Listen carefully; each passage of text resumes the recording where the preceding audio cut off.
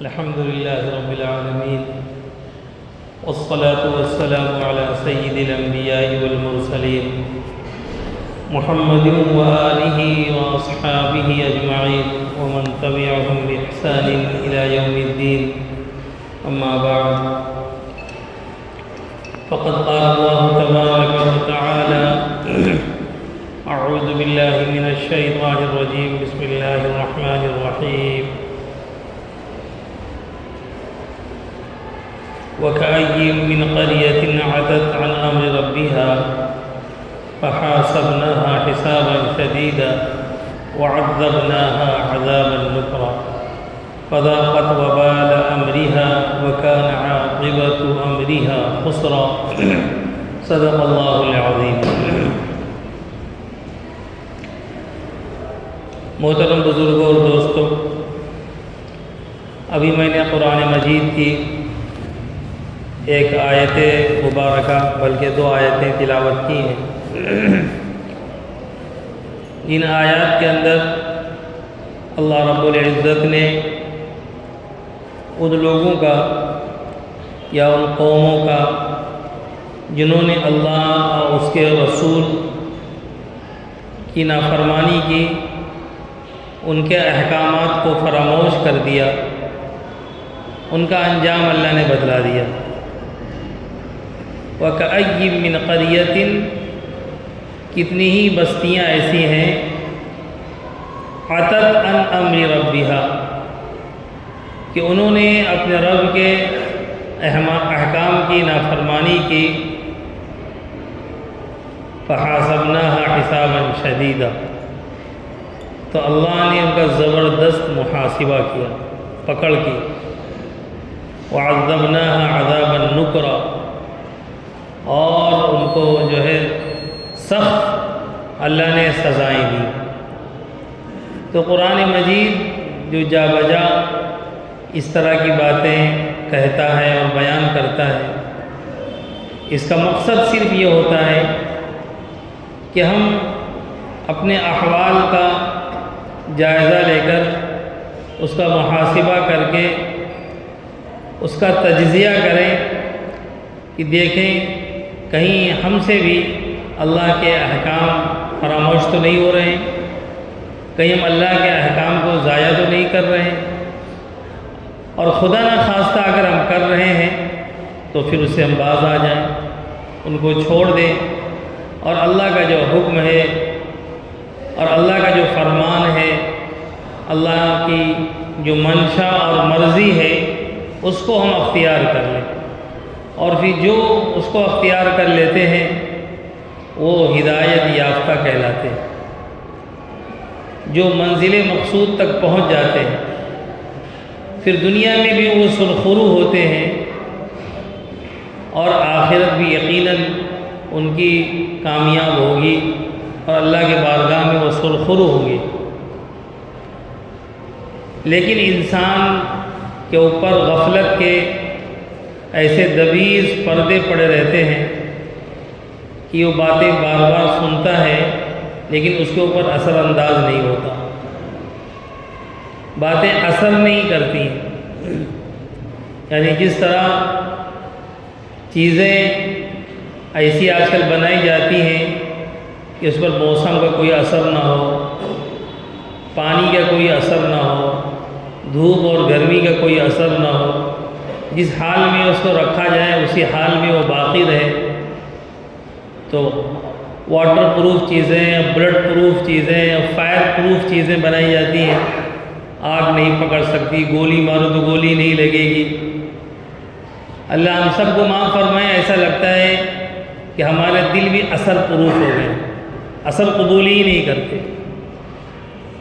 اللہ کے احکام بیان کیے جائیں، اللہ کے عذاب کا تذکرہ کیا جائے، اللہ کے غضب کی چیزیں ہم کو سامنے رکھی جائیں،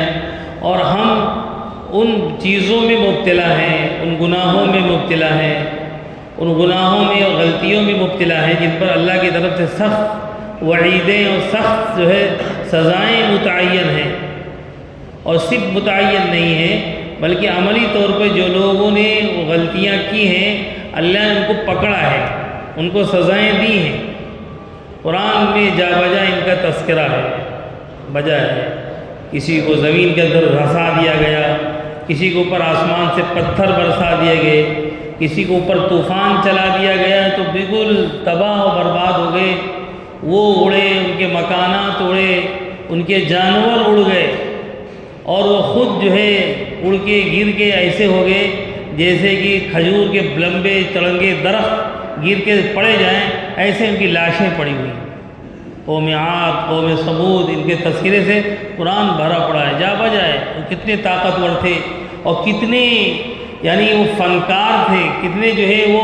یعنی ان کا جو علم تھا تعمیرات کا، اور ان کے جو اگر کہا جائے ان کے جو فنکاریاں تھیں ایسی زبردستی کہ وَتَنْحِتُونَ الْجِبَالَ مِنَ الْبُيُوتِ، یعنی وہ پہاڑوں سے گھر بنا لیے کرتے تھے۔ پہاڑ زمین پر کھڑے ہوئے ہیں، موجود ہیں، اور ان کو تراش کر اندر محل بنا لیا، اس میں نقش و نگار بنا لی، ایسا لگتا تھا یہ پہاڑ نہ ہو، موم کا کوئی ڈھیر ہو، ایسی ان کی فنکاریاں۔ لیکن جب اللہ کی طرف سے پکڑ آئی، اللہ کی طرف سے گرفت آئی، انبیاء کی باتیں انہیں نہیں مانی، تو قرآن میں ان کا تذکرہ موجود ہے کہ اس طرح اللہ تعالیٰ نے انہیں تباہ و برباد کر دیا۔ تو جب اہل ایمان کے سامنے اس طرح کی باتیں آتی ہیں تو ڈر جاتے ہیں، وہ اپنا جائزہ لیتے ہیں، اپنا محاسبہ کرتے ہیں کہ خدا نہ خواستہ اللہ نے جو بیان کیا ہے اس کا مصداق ہم تو نہیں ہیں، ہم بھی کہیں ہمارا حال بھی ایسا نہ ہو جائے جو ان کا ہو گیا ہے۔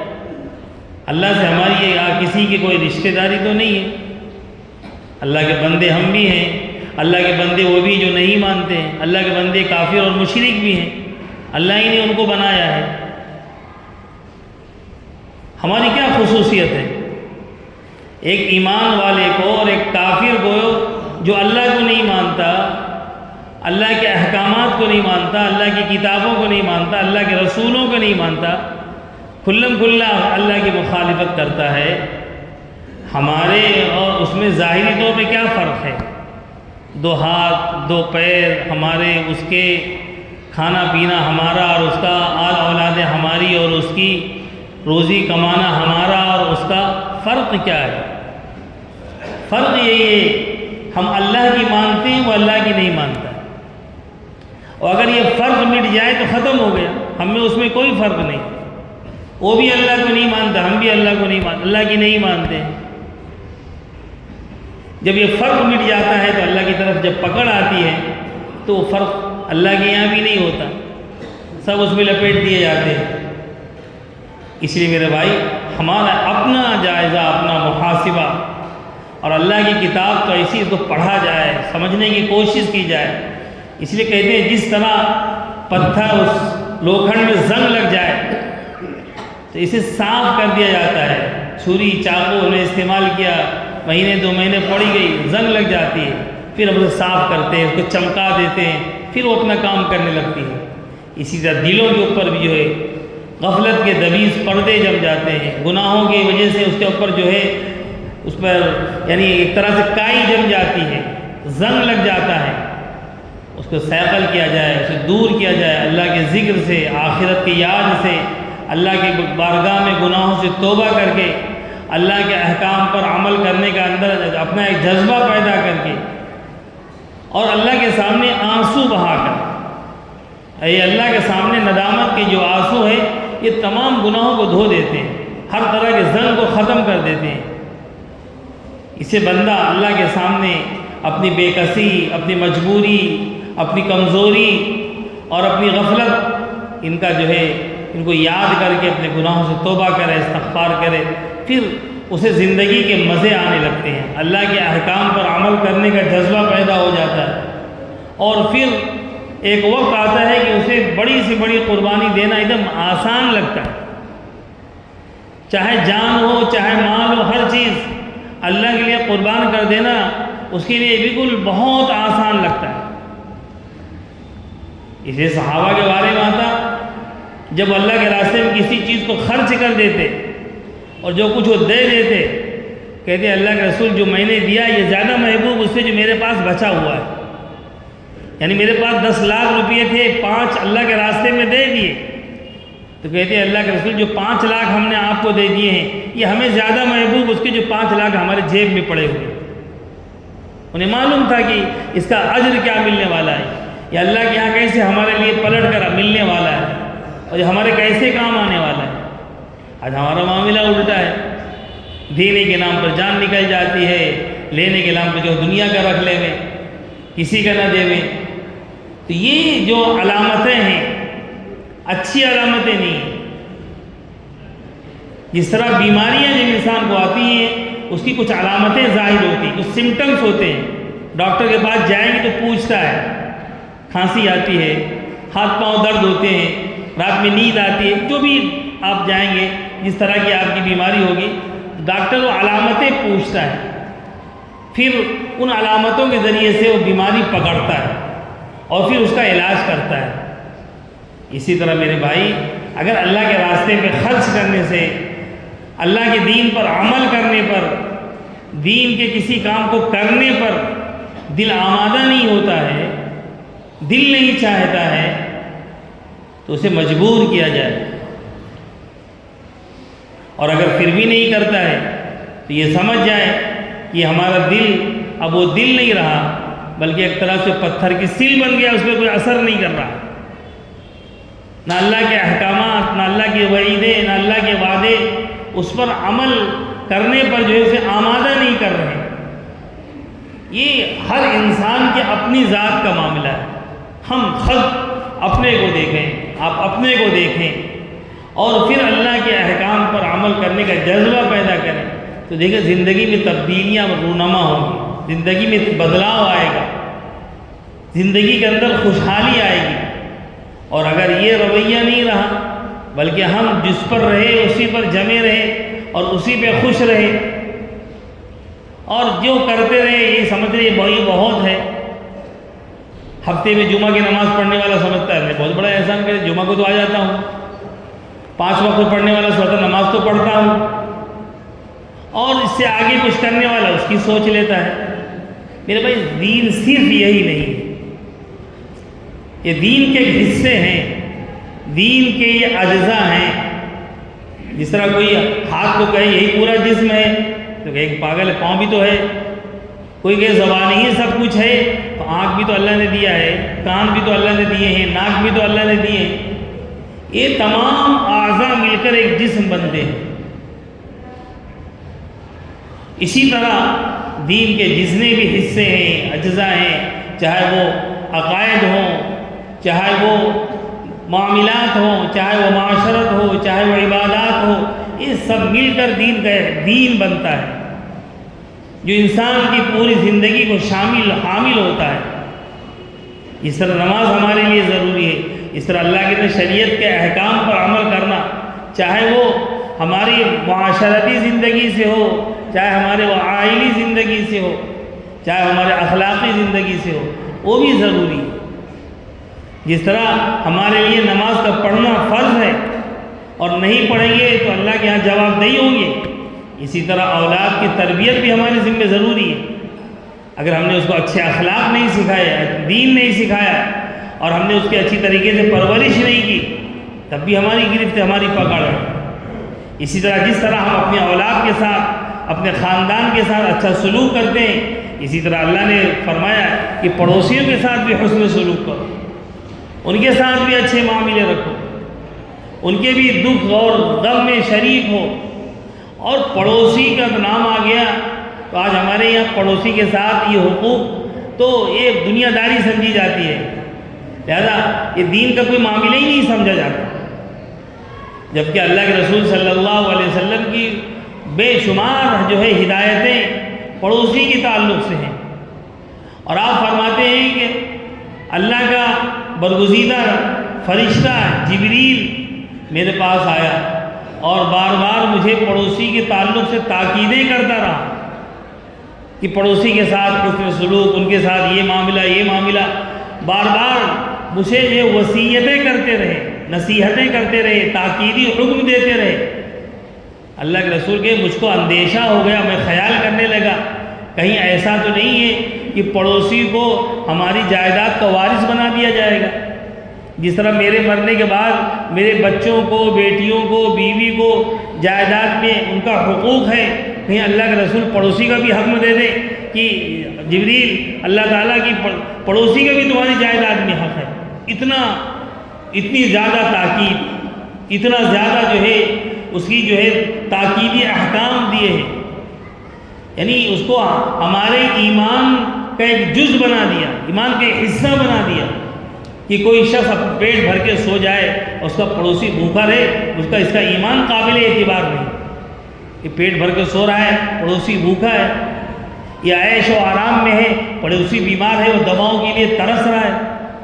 اس کے بچے عیش کر رہے ہیں، پڑوسی کے بچوں کو جو ہے کپڑے بھی میسر نہیں ہیں. تو کیا کبھی ہم نے اس رخ پر سوچا؟ یا کبھی ہم سوچتے ہیں؟ نہیں سوچتے. کم لوگ ہوں گے جو سوچتے ہوں گے. جس طرح ہم اپنے بچوں کے حقوق اور بیٹوں اور بھائیوں کے حقوق اور بہنوں اور بیٹیوں کے حقوق کے بارے میں بات کرتے ہیں، گفتگو کرتے ہیں، اور اگر کوئی نہیں ادا کرتا تو ہم اس کو ملامت کرتے ہیں کہ کیسا بھائی ہے کہ بھائی کا خیال نہیں رکھتا، کیسا بھائی ہے کہ بہن کا خیال نہیں رکھتا، کیسا باپ ہے کہ بچوں کا خیال نہیں کرتا. کیا کبھی ہم نے سوچا کہ کیسا پڑوسی ہے پڑوسی کا خیال نہیں کرتا؟ ہم نے اس کو دین کا ایک کوئی حصہ ہی نہیں سمجھا، جبکہ اللہ کے رسول صلی اللہ علیہ وسلم کے بے شمار، جس کے میں نے بھی اب سنایا، آپ نے فرمایا کہ تم پیٹ بھر کے کھاتے ہو اور تمہارا پڑوسی بھوکا ہے تو تمہارا ایمان قابل اعتبار نہیں. ہوگی تمہارا ایمان کی کوئی پہاڑ، لیکن اللہ کے یہاں ایسا کوئی اعتبار نہیں. فرمایا وہ حقیقی مومن ہو نہیں سکتا جس کے شر سے، پریشانی سے پڑوسی محفوظ نہ ہو.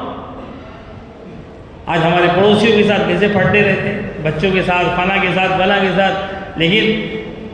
اس کو برداشت کرنا، اس کی ایذاؤں پر صبر کرنا، اس کے حقوق کی ادائیگی کی فکریں کرنا، یہ بھی شریعت کا حکم ہے. ہم اس کو شریعت سمجھتے ہی نہیں ہیں. تو آج ہم نے اپنی شریعت اپنی مرضی کی بنا لی. ہم جس پر عمل کریں، جتنا بھی عمل کریں وہی شریعت ہے، اور اسی کے بارے میں ہم جانکاری بھی حاصل کریں گے، معلومات بھی حاصل کریں گے، اور اس میں بال کی کھال بھی نکالتے رہیں گے، اور نہ جانے کیا کیا کرتے رہیں گے. لیکن یہ دیگر حقوق ہیں، حقوق کے تعلق سے ہم کوئی گفتگو نہیں کریں گے، کوئی بات نہیں کرنا چاہیں گے، نہ اس کو ہم سننا چاہتے ہیں، بلکہ سننے کو بھی اپنے لیے تضییع وقت سمجھتے ہیں کہ فالتو کی باتیں کر رہے ہیں مولوی صاحب اور کوئی کام نہیں ملا ہے. اس لیے میرے بھائی، دین جو ہے وہی ہے جس کو اللہ نے کہا ہے، نبی نے بیان فرمایا ہے اور اپنی زندگی کے اندر برت کے بتایا اور دکھلایا ہے، اسی کو ہمیں بھی اختیار کرنا ہے. اور اسی دین پر چل کر اللہ نے ہماری دنیا اور آخرت کی کامیابی رکھی ہے.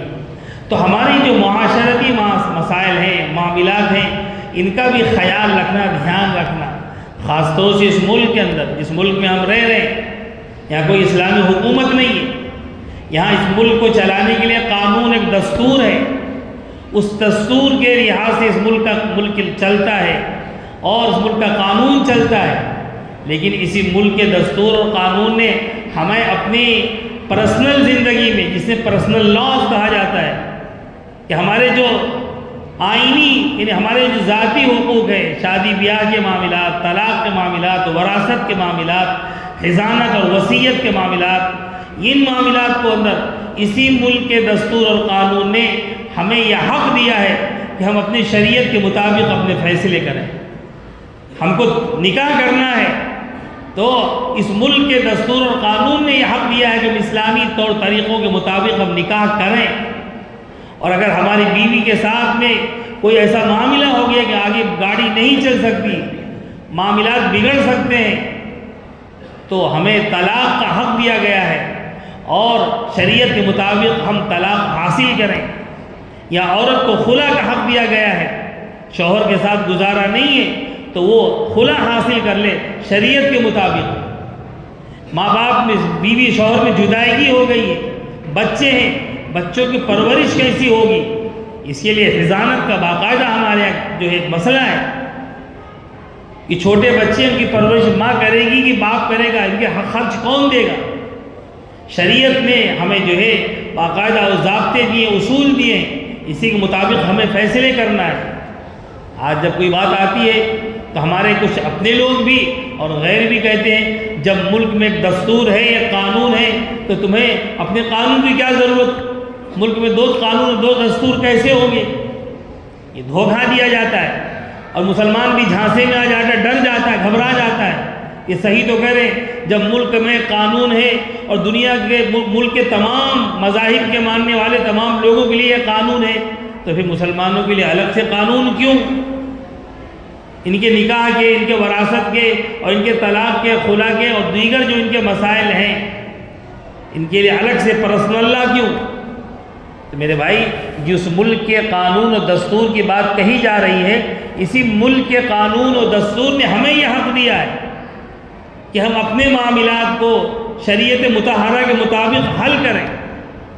یہ دستور نے دیا ہے، الگ سے کوئی دستور نہیں ہے، اسی ملک کے قانون نے دیا ہے۔ جو ملک کا قانون ملک کی آزادی کے بعد بنا ہے اور سب لوگوں نے مل کر بنایا ہے، اور ہم ہی کو نہیں، اور دوسری جو اقلیتیں ہیں، چاہے وہ کرسچن ہوں، چاہے وہ جو سکھ ہوں، چاہے وہ آدیواسی ہوں، ان کے لیے بھی الگ حقوق ہیں، وہ ہمارے لیے بھی ہیں۔ تو یہ ہمارے لیے کوئی مسئلہ نہیں، لیکن آج میڈیا کے ذریعے سے بات پھیلائی جا رہی کہ ملک کے اندر قانون ہے کہ اگر لڑکا لڑکی کسی کو پسند کرتے ہیں، ساتھ میں رہنے لگے تو بس قانونی ان کی شادی ہو گئی ہے، الگ سے نکاح کی ضرورت نہیں ہے۔ اب اس سے بچے بھی پیدا ہو جائیں تو ان کے بچے کہلائیں گے، الگ سے ضرورت نہیں ہے، جبکہ اسلام اس کو قبول نہیں کرتا۔ ہمارے یہاں نکاح کا جو ہے ایک مسئلہ ہے، اگر میاں بیوی ایک ساتھ میں رہنا چاہتے ہیں تو انہیں نکاح کرنا پڑے گا۔ آج لوگ جو ہے کورٹ میرج کر لیتے ہیں، ایک دوسرے سے پیار ہو گیا، محبت ہو گیا، تب اس کے لحاظ سے ایک ساتھ میں رہنے لگتے ہیں۔ اور ہمارے یہاں بھی چلنے لگا ہے، جو بہت روشن خیال اپنے کو سمجھتے ہیں اور سمجھتے ہیں اس کی ضرورت نہیں، ملک کا قانون اس کی اجازت دیتا ہے، ملک کا قانون اس کی اجازت دیتا ہوگا، لیکن شریعت اس کی اجازت نہیں دیتی، اور اس شریعت کو نافذ کرنے کے لیے ملک کے قانون نے اسے یہ اختیار دیا ہے۔ یہ تو ابھی ہے 1937 سے ہی مسلم ایکٹ تھا انگریزوں کے زمانے میں، یعنی اگر 2 فریق ہیں، آپس میں کوئی جھگڑا ہو گیا ہے، دونوں مسلمان ہیں، کسی معاملے میں ان کا جھگڑا ہو گیا، جائیداد کا ہے، پراپرٹی کا ہے یا خاندانی جھگڑے ہیں، تو کورٹ کے اندر یہ تھا کہ ان کا فیصلہ اسلامی شریعت کے مطابق ہوگا۔ دونوں فریق مسلمان ہیں، لہذا ان کا فیصلہ جو اسلامی شریعت کے مطابق کیا جائے گا۔ اس لیے جب ملک آزاد ہوا اور دستور ساز اسمبلی بنی تو اس میں بھی جو ہے اسی ایکٹ کو قبول کر لیا گیا جو انگریزوں کے زمانے سے تھا، اس میں کچھ تبدیلیاں کی لیکن اس کو قبول کر لیا کہ مسلمانوں کو یہ خاندانی آئینی مسائل جسے پرسنل لاز کہا جاتا ہے، مسلمان جو ہے اپنے شریعت کے مطابق ان کے فیصلے ہوں گے، اس میں نکاح ہے، طلاق ہے، خلا ہے، وصیت ہے اور رضانت ہے، ہبہ ہے،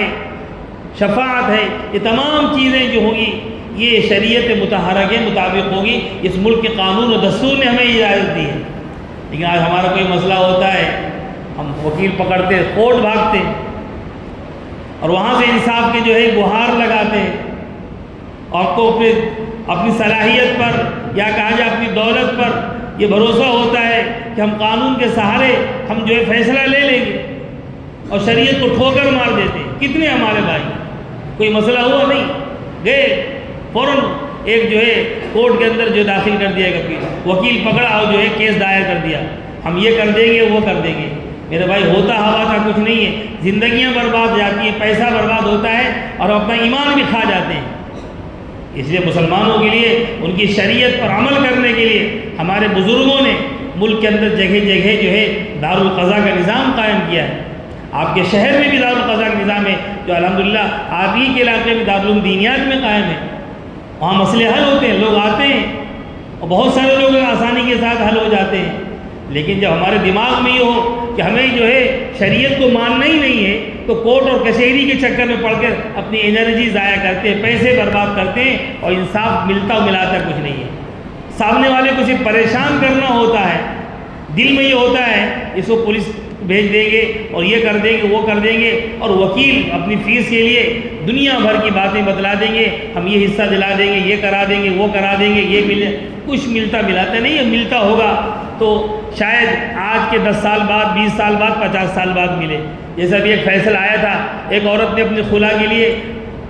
کورٹ میں اپیل کی تھی، اس کی عمر جب 85 سال ہو گئی، 25-26 سال کی جب تھی تو اس کا کورٹ میں کیس داخل ہوا تھا، اور 85 سال جب اس کی عمر ہوئی تو اس کے حق میں فیصلہ آیا، تو 85 سال میں بڑھیا کیا کرے گی؟ شوہر تلاشے گی یا بچوں کو تلاشے گی؟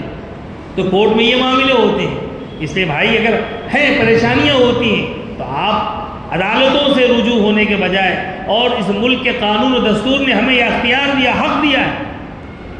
یہ کوئی الگ سی چیز نہیں ہے، لہذا ہم اپنی شریعت کے مطابق اپنے فیصلے کریں۔ جس طرح ہم اپنا نکاح مسجدوں میں کرتے ہیں، اور جس طرح ہم اپنا نکاح جو ہے کسی عالم کو بلا کر اس سے ہم پڑھواتے ہیں، اسی طرح اگر ہمیں نکاح میں نبھا نہیں ہو پا رہا ہے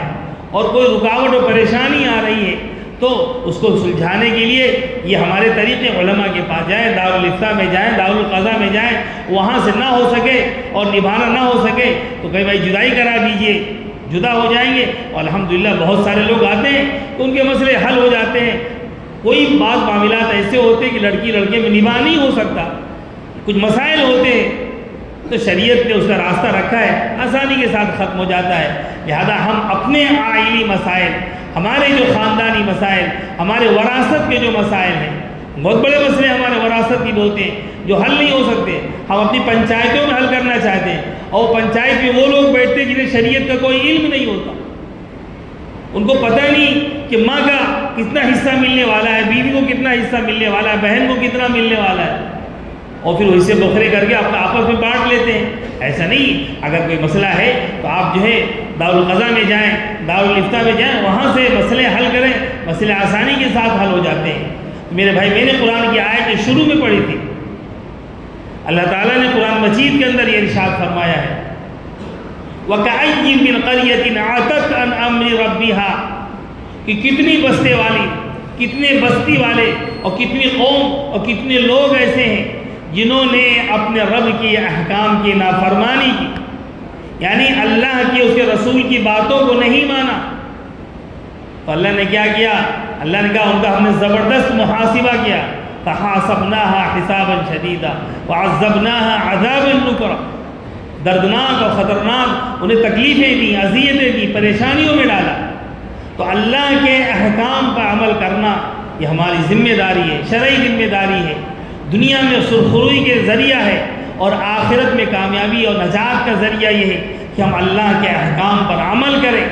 اللہ کا حکم چاہے وہ نماز پڑھنے میں ہو کہ نماز کیسے پڑھنی ہے، وضو کیسے کرنا ہے، جتنا ضروری یہ ہے کہ وضو کے فرائض کا ہمیں علم ہو، اور کن چیزوں سے وضو ٹوٹ جاتا ہے جنہیں نواقض وضو کہا جاتا ہے، اس کا بھی ہمیں پتہ ہو، اور جس طرح ہمیں یہ معلوم ہوتا ہے نماز کے اندر فرائض کیا ہے، واجبات کیا ہیں، اس کا علم ہمارے لیے ضروری ہے۔ اسی طرح ہمیں زندگی میں کیسے جینا ہے، ایک مسلمان کی زندگی کیسی زندگی ہوتی ہے، اس کا علم بھی ہمارے لیے ایسے ہی ضروری ہے جس طرح نماز کا علم ہونا ہمارے لیے ضروری ہے۔ نماز کے مسائل ہم سیکھ لیتے ہیں اور نماز کے مسائل کا ہمیں علم ہو جاتا ہے، لیکن ہمیں یہ پتہ نہیں ہوتا ہے ایک میاں بیوی کو ساتھ میں زندگی کیسے گزارنی ہے۔ بچے کی شادی کرنی ہے، دنیا بھر کی تیاریاں ہوتی ہیں اور دنیا بھر کے منصوبے بنتے ہیں، پروگرام بنتے ہیں، لیکن کبھی ہمیں یہ توفیق نہیں ہوتی ہے اس بچے کو یہ علم آ جائے کہ بیوی کے حقوق کیسے ادا کرنے ہیں، میاں کو بیوی کے ساتھ کیسے رہنا ہے، اور بیوی کو جب میکے اپنے سسرال جائے گی اس کو وہاں کیسے رہنا ہے، اس کا سکھانا بھی ماں باپ کی ذمہ داری ہے۔ اس پر گفتگو کریں، اس پر باتیں کریں، اور پھر اسی طرح ہمارے گھر کے جو ہمارے گھر میں جو دیگر افراد ہیں ان کے حقوق شریعت نے کیا رکھے، ان حقوق کی ادائیگی، پڑوس کے حقوق کی ادائیگی، تمام حقوق کی ادائیگی کی ذمہ داری بھی ہماری ذمہ داری ہے۔ ورنہ یہ نہیں کہ ہم شریعت کا ایک حصہ پکڑ لیا، نماز نماز نماز، اور باقی کورے حرام کھا رہے ہیں، حلال کھلا رہے ہیں، اور نہ جانے کیا کیا کر رہے ہیں، اس میں کوئی تمیز نہیں کر رہے ہیں، اس میں کوئی تمیز نہیں کر رہے ہیں۔ حرام آ رہا ہے کہ حلال آ رہا ہے، جائز آ رہا ہے کہ ناجائز آ رہا ہے، اس کا ہڑپ کر رہے ہیں کہ اس کا ہڑپ کر رہے ہیں، اس میں نہ پوچھنا ہے نہ اس پر سننا ہے، سننا بھی نہیں ہے۔ اگر کوئی کہہ دے تم حرام کھا رہے ہو تو ہمیں غصہ آ جائے گا، لیکن اگر نماز غلط پڑھ لیں کوئی بتا دے تو ہم احسان مند ہوتے ہیں کہ آپ نے صحیح کیا، مجھ کو بتا دیا کہ نماز ہماری صحیح ہو گئی۔ جس طرح نماز کا صحیح ہونا ضروری ہے میرے بھائی، ایسے ہماری زندگی کا بھی صحیح ہونا ضروری ہے۔ زندگی کے اندر بھی حرام و حلال سے پاک ہونا بھی ہمارے لیے ضروری ہے۔ جس طرح نماز کے لیے پاکی ضروری ہے، بغیر پاکی کے نماز نہیں ہو سکتی ہے۔ اسی لیے میرے بھائی، اگر ہم قبر کے اندر عذاب سے بچنا چاہتے ہیں اور آخرت میں اللہ کی بارگاہ میں سرخرو ہونا چاہتے ہیں، جہنم کے دہکتے ہوئے شعلوں سے بچنا چاہتے ہیں، آخرت کی تباہی سے بچنا چاہتے ہیں، اسی طرح پاک مال کا ہونا بھی ضروری ہے، پاک اخلاق کا بھی ہونا ضروری ہے، پاک معاشرت کا بھی ہونا ضروری ہے، اور پاک جو ہے ہمارے عقائد کا بھی ہونا ضروری ہے، عقیدہ بھی درست ہو، اس کی بھی ہمیں فکر کرنا ہے، ورنہ کچھ بھی چلتا ہے ایسا نہیں چلتا ہے۔ اللہ رب العزت ہمیں بھی اور آپ کو بھی نیک عمل کی توفیق عطا فرمائے۔ وآخر دعوانا ان الحمد للہ رب العالمین۔